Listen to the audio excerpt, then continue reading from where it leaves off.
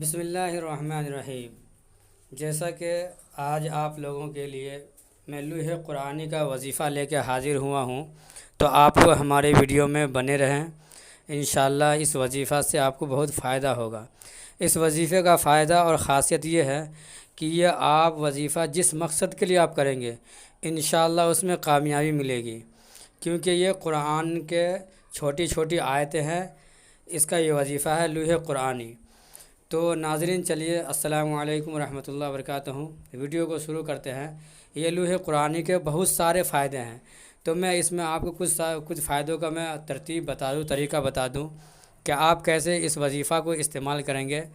اور سب سے پہلے آپ جو ہے اپنی اصلاح کر لیں اور نماز کی جو ہے پابندی ضرور کریں اس وظیفے کے لیے۔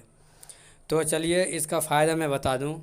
فائدہ اس کا یہ ہے، جیسے میاں بیوی میں جھگڑا ہو رہا ہو تو اس کے لیے یہ وظیفہ بہت مفید اور مجرب ہے۔ اگر کسی میاں بیوی کو بیچ میں جھگڑا ہو رہا ہو تو آپ اس وظیفہ کو ظہر کے نماز کے بعد 141 دفعہ پڑھ کر کے پانی پہ دم کر کے یا میٹھے چیز پہ دم کر کے کھلائیں۔ انشاءاللہ دونوں میاں بیوی میں ایسی محبت ہوگی کہ آپ سوچ نہیں سکتے ہیں۔ چلیے دوسرے فائدے کی طرف چلتے ہیں ہم۔ اگر آپ کے گھر کے اندر خیر و برکت نہیں ہے، گھر میں کام ہو رہے ہیں، کر رہے ہیں، کاروبار ہے، لیکن برکت نہیں دکھ رہا، برکت نہیں ہو رہا، تو آپ اس کے لیے اس وظیفہ کو آپ روزانہ 341 دفعہ پڑھ کر کے اور اللہ سے دعا کریں۔ انشاءاللہ آپ کے گھر کے اندر خیر و برکت، کاروبار میں ترقی، اور اس کو پانی دم کر کے جو کاروبار کے مال پہ، تجارت کے مال پہ آپ ڈالیں، اور اس سے یہ فائدہ آپ کو یہ ہوگا کہ کاروبار میں جو ترقی ہوگی انشاءاللہ آپ کو فائدہ نظر آئے گا۔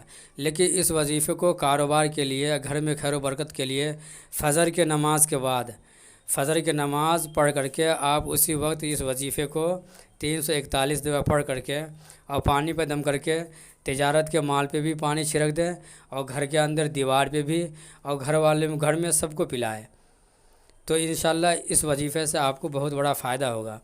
چلیے آپ تیسرے فائدے کی طرف چلتے ہیں۔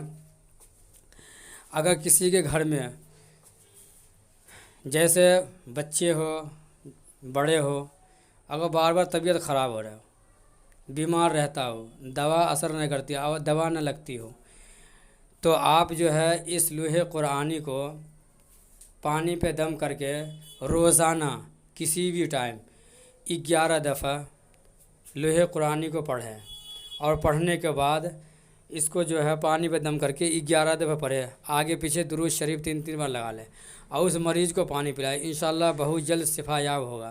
لیکن اس کا پڑھنے کا طریقہ میں آپ کو بتا دوں۔ اس کو آپ پڑھیں گے الف لام میم، الف لام را، الف لام میم صاد، الف لام را، ایسے آپ پڑھیں گے۔ قاف ہا میم نون کاف ہا یا عین صاد۔ تو آپ اس وظیفے کو اسی طریقے سے پڑھیں۔ اگر آپ پڑھنا نہیں جانتے ہیں تو آپ کسی اور حافظ سے، جو حفظ کر رہے بچے، ان سے پڑھوا لیں، آپ پڑھوا کر کے دم کر لیں پانی میں، اور پانی کو استعمال کرائے گھر میں، اور جو بیمار ہے ان کو کثرت سے پلاتے رہیں، جب دل کر جب پلا لیں، لیکن روزانہ پانی پہ دم کرنا ہے 11 دفعہ، آگے پیچھے 3 بار درود شریف لگا لیں۔ اگر آپ لوگوں کو ہماری ویڈیو اگر پسند آ جائے تو ویڈیو کو شیئر کرنا نہ بھولیں، اور چینل کو سبسکرائب ضرور کریں۔ چلیے آپ چوتھے فائدے کی طرف چلتے ہیں۔